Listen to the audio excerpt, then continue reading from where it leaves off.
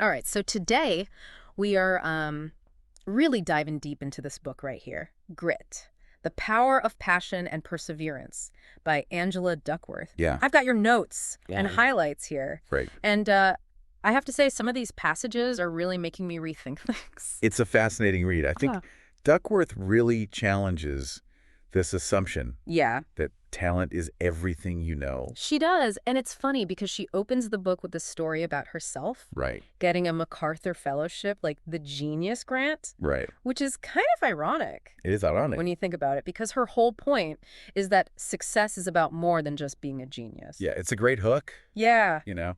Right away, it makes you question your assumptions. It does. And it lets her kind of highlight this misconception that those grants Right. are only for inherent brilliance. Yeah. And that kind of sets the stage for her argument about grit. Okay, so let's talk about that idea that talent isn't everything. Okay. Duckworth talks about the student named David Yeah. who bombed his standardized tests early on. Right, totally written on. And everyone wrote him off. Yeah.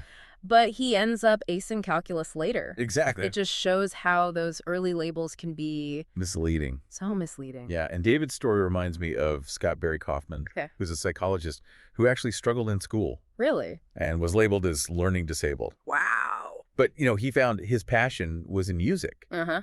and he actually ended up using that to demonstrate his intellectual ability. That's amazing. Yeah, so it just shows you how finding that right outlet can completely change your trajectory. So interesting. And this is where it gets really interesting because she dives into the science of this in a chapter called Effort Counts Twice. Right. And she talks about this experiment at Harvard called the treadmill test, Uh-huh. where they basically put these guys on treadmills and push them to their limits. Yeah, back in the 1940s. Wow. And they weren't just measuring their physical strength, Okay. but how much they were willing to persevere, when things got tough. So they follow these guys for decades. Decade. Like careers, relationships. Everything. Everything. And what's fascinating is they found this strong link between perseverance on that treadmill test Wow. and long-term success in life. Really? It wasn't just about who is naturally the fittest. Yeah. Oh, wow. It was about who was willing to push themselves to keep going, even when it was really difficult. It's not just about talent. It's about what you do with it. 100%.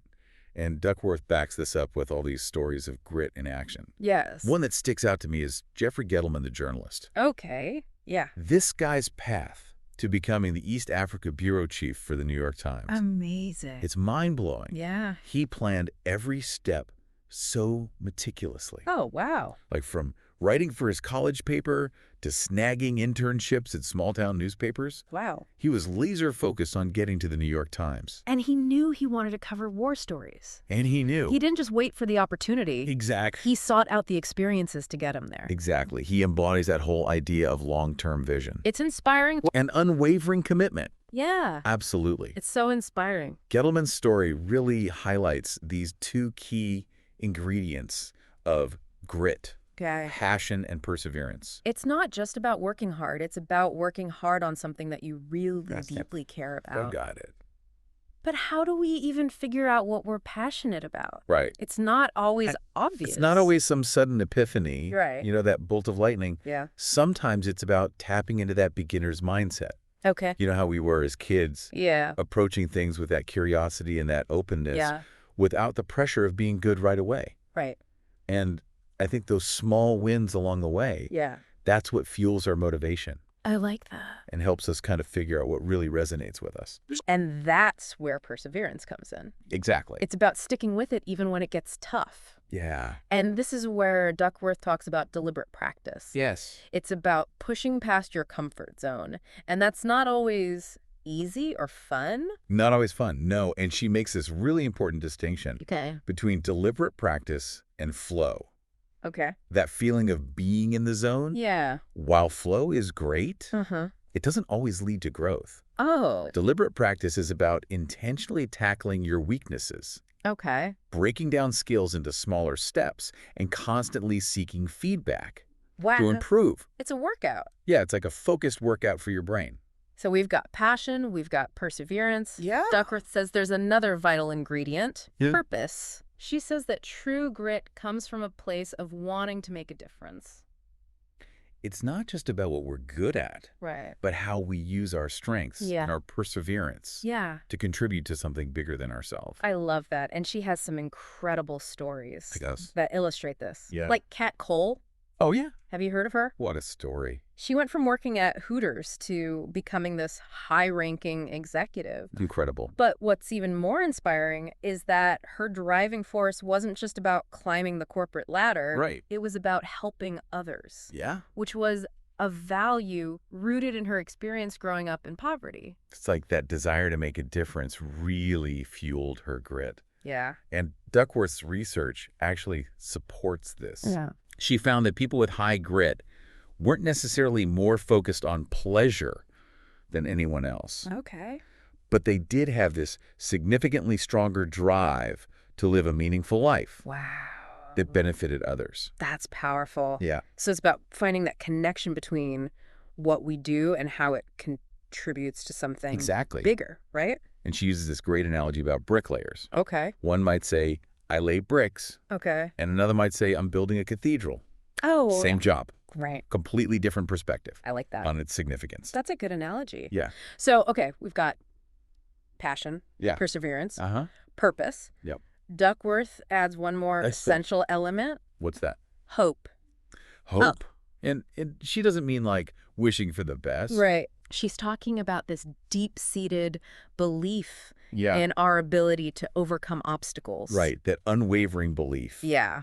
that we can achieve our goals even when things are tough. Yes. And she backs it up with some interesting research Okay. talking about resilient rats. Resilient rats. Yeah. Okay, I'm intrigued. So researchers put these rats in these really stressful situations. Uh-huh. But here's the thing. Some rats had the power to like control the stressor Okay. while others didn't. Okay. And the amazing thing is the rats who could control the stressor, even though it was still unpleasant, Right. they ended up more resilient Wow. in the face of future challenges. You're telling me that even rats can teach us a thing or two about hope? I know, it's pretty wild. That's crazy. It really is. And it suggests that those early experiences of overcoming adversity, of having some control in these tough situations, Yeah. actually wired them for greater hope and perseverance later on. It's not just about getting through the tough times. It's about, like, Yeah, developing the mindset to come out stronger. exactly. This makes me think about Carol Dweck's work on growth mindset. Yes. You know, that belief that our abilities are not fixed Absolutely. and that we can improve through effort and learning. And Duckworth really emphasizes that this mindset isn't something we're just born with. Okay. It's nurtured over time, Mm. and it's often through our relationships with other people. Yeah. This is where she talks about the influence of parents, teachers, mentors. Yeah. Our communities, they play a huge role Huge. in shaping our grit. It makes you think about all the people who've modeled grit in your own life. I know, right? Duckworth talks about a parenting style called wise parenting. Yes. Which I love that term. It's great. It sounds like a really good model for fostering grit in kids. Yeah, it's about finding that balance between warmth and support Okay. and high expectations. Right. So it's not about being a drill surgeon. Exactly. But it's also not about letting kids off easy. It's that sweet spot Okay. where they feel loved and encouraged, Yeah. but also challenged Right. to push beyond their comfort zone. So how does that look in practice? Yeah. Do you have any examples of wise parenting? She gives some great examples. Wow. One is Steve Young, Okay. a Hall of Fame quarterback. Oh, yeah. His dad was a football star, too. Right. But he didn't just throw Steve a ball and say, go get him. Right. He really instilled that strong work ethic, set high expectations, and provided consistent support. So it's like tough love done right.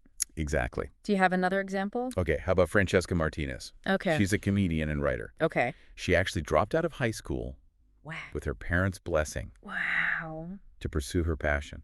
That's a big leap of faith for a parent. It is, but they provided that freedom while still emphasizing hard work and commitment. So it's not about forcing kids into a mold or anything like that, Yeah. but it's about creating an environment Exactly. where they can discover their passions and develop that resilience. It makes you wonder Yeah, if our culture's obsession with natural talent totally. is actually working against us when it comes to building grit. Yes. Like we constantly hear that some people are just born gifted. Does that make us less likely to embrace the hard work. Yeah. That's essential for really developing any skill. It's like we're programmed to think that if something doesn't come easily to us, Right. we're just not talented enough. Exactly. So why bother?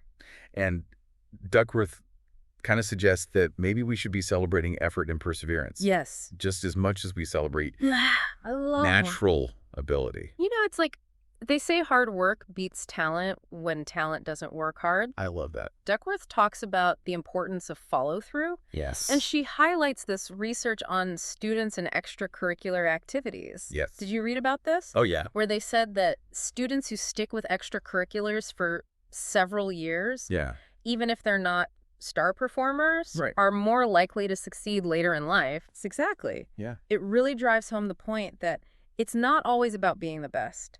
Right? It's about sticking with something, even when it's challenging Yeah. or not glamorous. Yeah. It's that dedication Yeah. that seems to really predict long-term success. It's not just about individual grit, though, right? It's about creating a culture of grit. Yes. Like in a team or an organization. Absolutely.